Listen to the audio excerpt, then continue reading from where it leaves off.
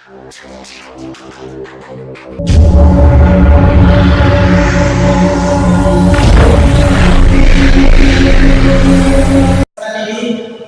akan membahas beberapa hal penting yang mesti kita semuanya tahu. Seluruh kaum muslimin yang berakidah Ahlus Sunnah wal Jamaah wajib mengetahui. Yang pertama sekali adalah bagaimana Al-Quran telah menjelaskan Masjidil Aqsa, bagaimana Sunnah Rasulullah juga telah menjelaskan keutamaan Masjidil Aqsa dan tanah suci Palestina. Yang kedua adalah saya akan membahas tentang kondisi terkini Masjidil Aqsa dan juga kondisi terkini masyarakat yang ada di Kota Gaza. Yang terakhir adalah apa yang kita bisa berikan untuk membebaskan Masjidil Aqsa dan tanah suci Palestina.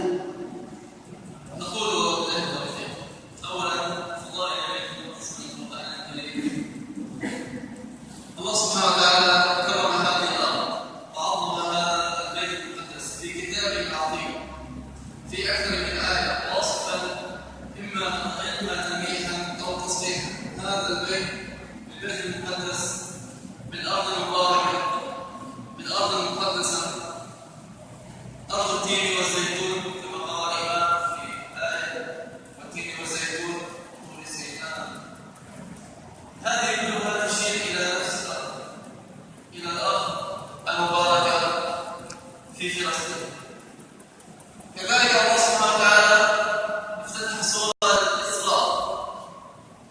أول آية سورة الإسراء تتحدث عن حادثة عظيمة هي إسراء النبي صلى الله عليه وسلم من المسجد الحرام إلى المسجد الأقصى، ثم معراجه صلى الله عليه وسلم من المسجد الأقصى إلى السماوات العلى. وهذه فيها إشارات عظيمة. الله سبحانه وتعالى عظم هذا المكان المقدس فهو معظم في دينه، فحري بنا نحن أهل السنة والجماعة عباد الله كذلك رافعين لواء الدين رافعين لواء الإسلام أن نعظم هذا المكان المقدس. يقول سبحانه وتعالى في سورة الإسراء: بسم الله الرحمن الرحيم سبحان الذي أسرى بعبده ليلا من المسجد الحرام إلى المسجد الأقصى الذي باركنا حوله لنريه من آياتنا إنه بصير بصير. وتتحدث سورة الإسراء بعد ذلك في الصفحة الأولى وبداية الصفحة الثانية عن صراع يقوم على هذه الأرض المقدسة، صراع بين اليهود بني إسرائيل وأصحاب العقيدة الصحيحة من المسلمون. الصراع يكون بإفساد اليهود في هذه الأرض. الله سبحانه وتعالى ذكر ذلك، إفساد اليهود في هذه الأرض ثم انتهاء اليهود على هذه الأرض، والغلبة تكون لعباد الله الصالحين. اللهم اجعلنا منهم، اللهم آمين. فهذه آيات عظيمة تحدثت عن هذه الأرض المباركة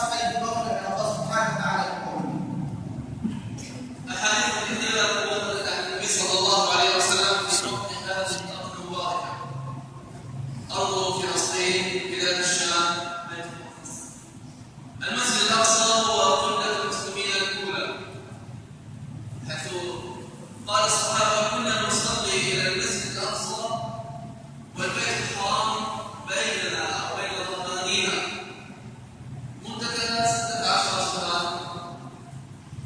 كذلك المسجد الأقصى هو ثاني بيت وضع للناس في الأرض لعبادة الله، حيث سأل أبو هريرة رضي الله عنه قال: يا رسول الله، أي المساجد وضع في الأرض أولا؟ قال: المسجد الحرام. قال: ثم أين؟ قال: المسجد الأقصى. قلت: كم بينهما؟ قال: 40 سنة. كذلك في حديث النبي صلى الله عليه وسلم عن المساجد التي خصها النبي صلى الله عليه وسلم بالزيارة بما لها من فضل وأجور وفيها مضاعفة الأعمال والصلوات، النبي صلى الله عليه وسلم حث على الزيارة والكفر حتى الصحابة والمسلمين في كل زمان ومكان، فقال صلى الله عليه وسلم: لا تشد الرحال إلا إلى 3 مساجد: المسجد الحرام ومسجد هذا والمسجد الأقصى. هذه المساجد الثلاثة لها تكريم عظيم في ديننا نحن المسلمون، في عقيدتنا أهل السنة والجماعة. كذلك صراع يدور في هذه الأرض على مدى التاريخ، صراع بين الحق والباطل. أرض فلسطين كانت مقبرة للغزاة، الصليبيين، اليهود، الرومان، كل من تعدى على هذه الأرض انتهى فيها. فبالتالي الله سبحانه وتعالى يظهر الحق دوما، هذه سنة الله سبحانه وتعالى في كونه أن الحق له الغلبة، لكن إذا كان الرجال يحملون هذا الحق فاللهم استخدمنا ولا تستبدلنا، اللهم آمين. كذلك هذه الأرض يدور عليها أحداث كثيرة آخر الزمان، وصفها النبي صلى الله عليه وسلم في أحاديث صحيحة. يقول الإمام المهدي رضي الله عنه في هذه الأرض بيت المقدس: نزول سيدنا عيسى عليه السلام في منطقة قبل دمشق، ثم يكون في بيت المقدس. خروج المسيح الدجال يخرج من أصفهان في إيران، كما هناك في أحاديث النبي صلى الله عليه وسلم. وتكون فتنة عظيمة، فتنة المسيح الدجال، نسأل الله سبحانه وتعالى أن يقينا هذه الفتنة. فتنة المسيح الدجال تنتهي بموته في فلسطين على يد سيدنا عيسى ابن مريم. بالتالي نحن المسلمون أمام أحداث عظيمة في هذه الأرض، الله سبحانه وتعالى يكرمها، النبي صلى الله عليه وسلم يكرمها، فحق لنا نحن المسلمون أتباع هذا الدين المبارك، دين الإسلام، أن نعظم ما عظمه الله سبحانه وتعالى وأن نكرم ما أكرمه النبي صلى الله عليه وسلم. Saudara sekalian yang dimuliakan oleh Allah Subhanahu wa taala. Juga di dalam banyak hadis-hadis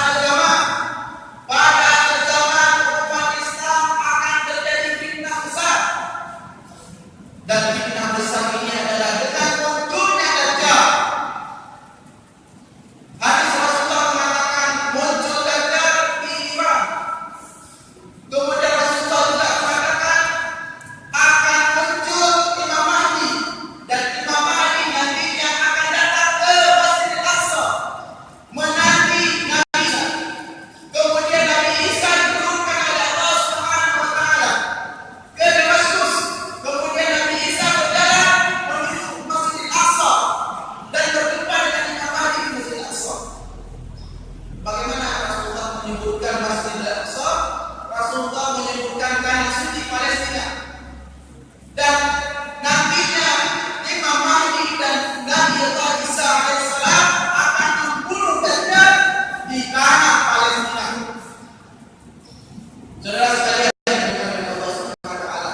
Jadi apa yang diperjuangkan oleh saudara-saudara kita di Palestina? Bukanlah sekedar mereka membela rumah mereka yang hancur. Bukan hanya sekedar mereka membela tanah mereka yang diambil, bukan. Tapi yang pertama sekali adalah mereka mempertahankan masjid suci umat Islam. Yang kedua adalah mereka menjaga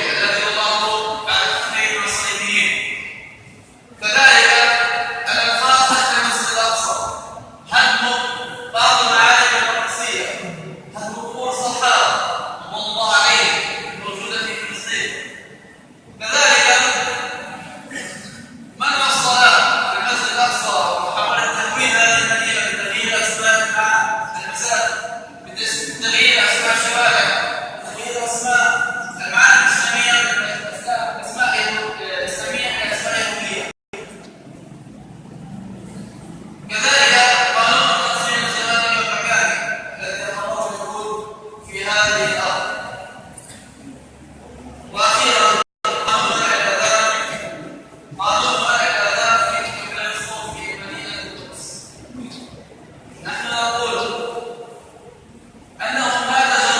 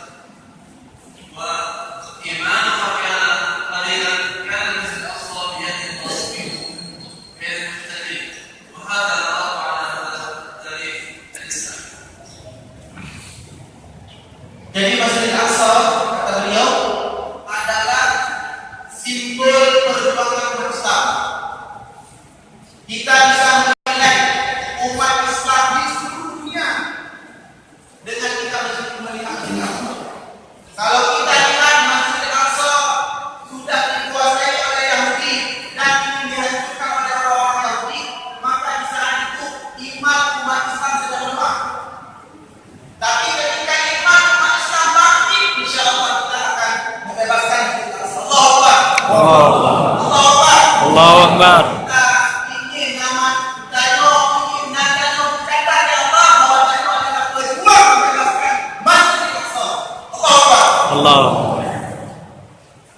النقطة الثانية في أحوال المسلمين في فلسطين. أهل غزة هذا الرجل النازل على مدى 10 سنوات من الحصار. غزة بفضل الله سبحانه وتعالى خضراء لا يوجد فيها يهود بفضل الله سبحانه وتعالى. غزة تتكون 60 مربع 2 مليون شخص يعيشون فيها. أعلى الكتلة السكانية في العالم في منطقة صغيرة تعاني منذ أكثر من 10 سنوات من الحصار الإسرائيلي لهذه الأرض فقط لأنهم قالوا ربنا الله والعزة للإسلام وهم محاصرون لثباتهم على دينهم. غزة يمنع السفر منها وإليها.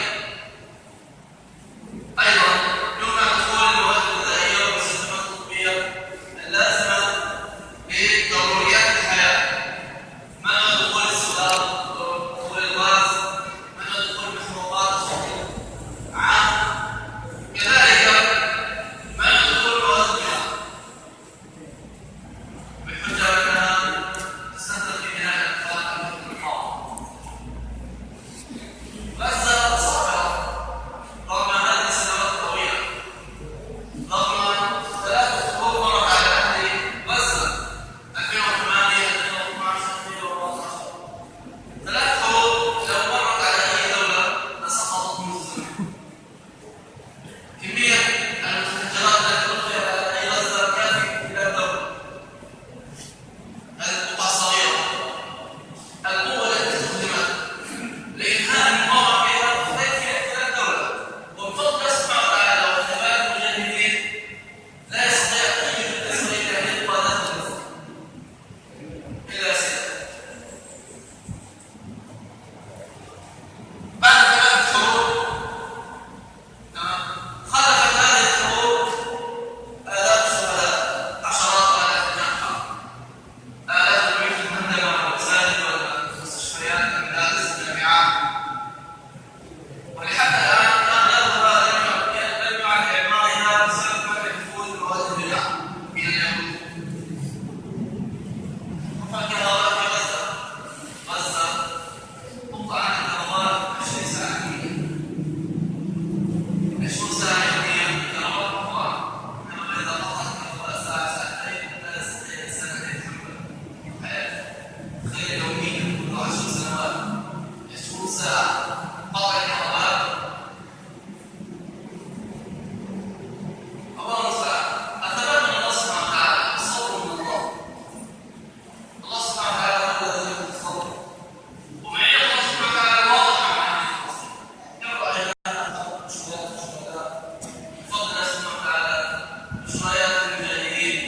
كذلك معية الله سبحانه وتعالى مع أهل غزة بفضل الله سبحانه وتعالى أن يتنازل عن خيارهم، عن دار المقاومة، عن دينهم.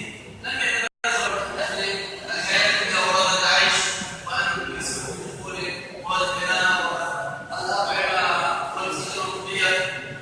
لم يتنازلوا من أجل هذا كله، إنما تمسكوا بعقيدتهم. يقول سيدنا عمر بن الخطاب رضي الله عنه: نحن قوم أعزنا الله بالإسلام، فإن تغير العزة لغيره أذلنا الله. بالتالي نحن لا نعتز إلا بالله وبهذا الدين. Saudara sekalian yang dimuliakan oleh Allah Subhanahu wa taala. Sebelum beliau menjelaskan satu kota, kota Gaza. Jadi Palestina ini dinonya 92%. 92% tanah Palestinanya kalah dari Yahudi. Dino yang kalau perang-perangnya Palestina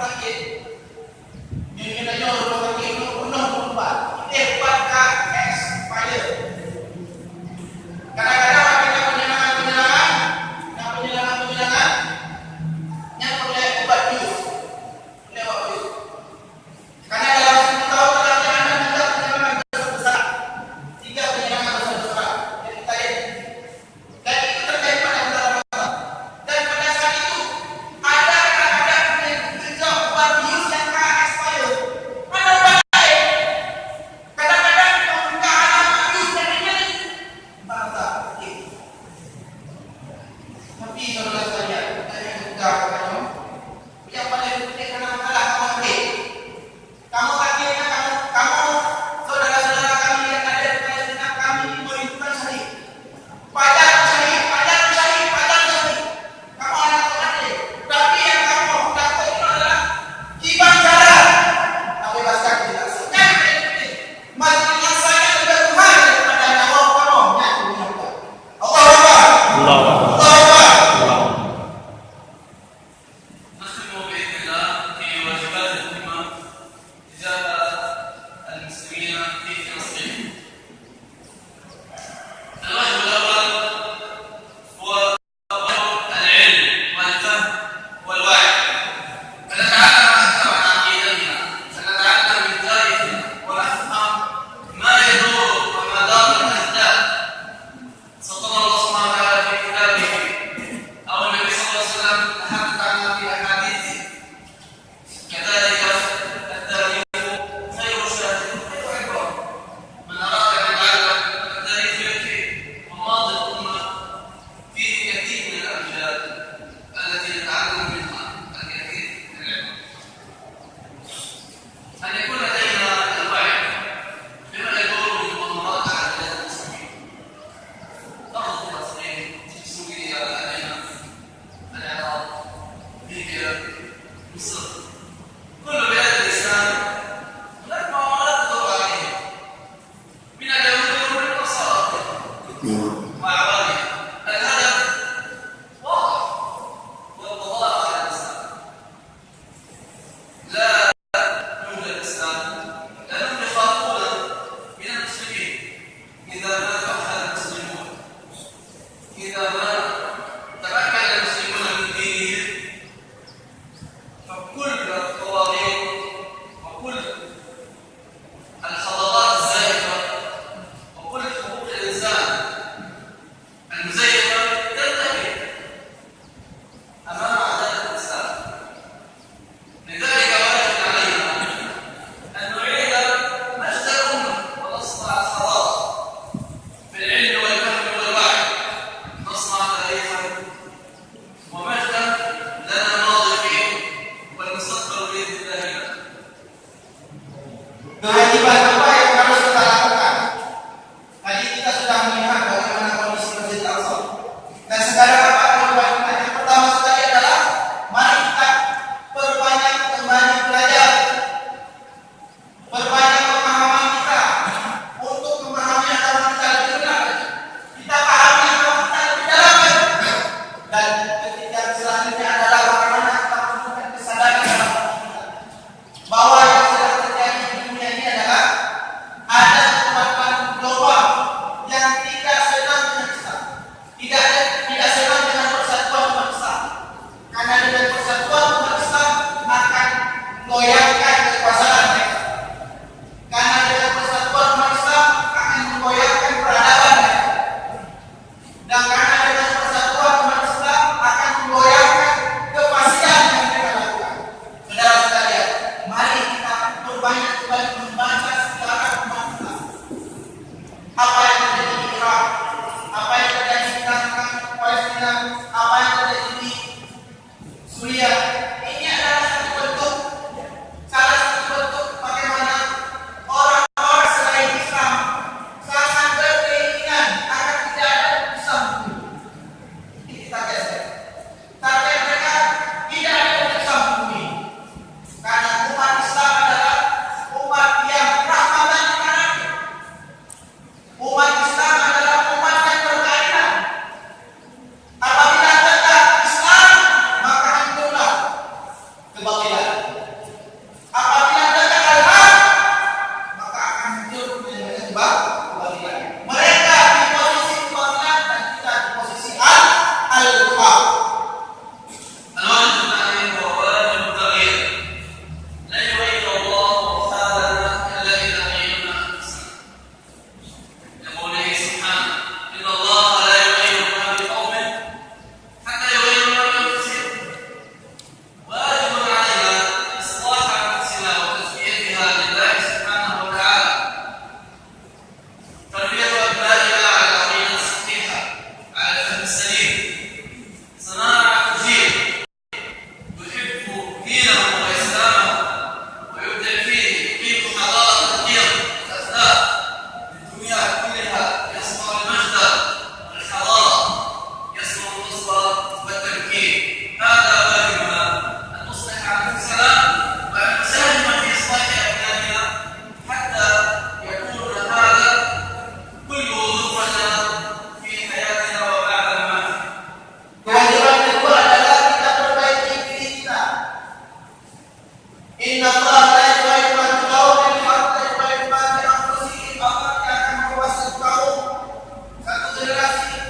kecuali generasi tersebut, kecuali kaum tersebut memperbaiki diri mereka.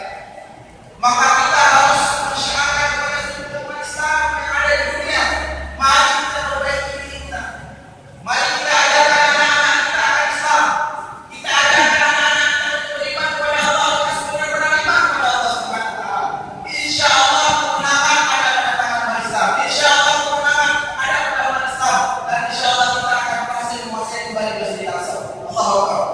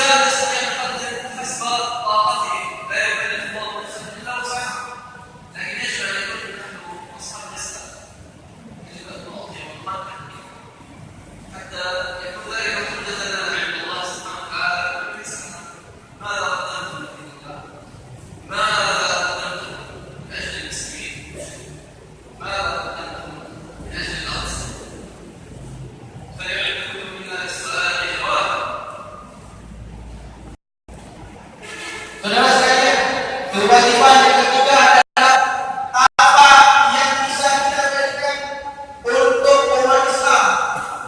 Apa yang bisa kita berikan? Kita seorang imam, mari kita ajak jamaah untuk mendoakan saudara-saudara kita di Palestina. Kita seorang santri di mimbar, mari sampaikan kepada jamaah akan Masjidil Aqsa, akan tanah suci Palestina. Sampaikan. Kita seorang jurnalis, tulis berita-berita tentang kondisi terkini yang terjadi di Masjid Aqsa. Sampaikan. Kita seorang guru, ajarkan sejarah umat Islam, ajarkan sejarah Masjid Aqsa kepada anak-anak muda. Kita seorang hakim, jadilah hakim yang baik dan hakim yang bisa memberikan kontribusi Islam. Jadi apapun profesi kita, yang penting kita paham dulu agama kita paham kondisi apa yang sedang terjadi terhadap Islam di seluruh dunia. Dan innamal mu'minuna ikhwah. Setiap mukmin itu bersaudara. Apabila mukmin di Palestina sakit, kita sakit. Apabila kita sakit, juga kaum mukminin yang ada di Palestina sakit. Saya kira diceritakan oleh Tuan sahabat bahwa ketika musibah tsunami, saya juga mendengarkan dari relawan yang membawa dana bantuan dari Jakarta. Maka ada yang mengatakan uang infak dari orang Palestina itu adalah bekas darahnya, bekas darah. Ini menandakan bahwa mereka serius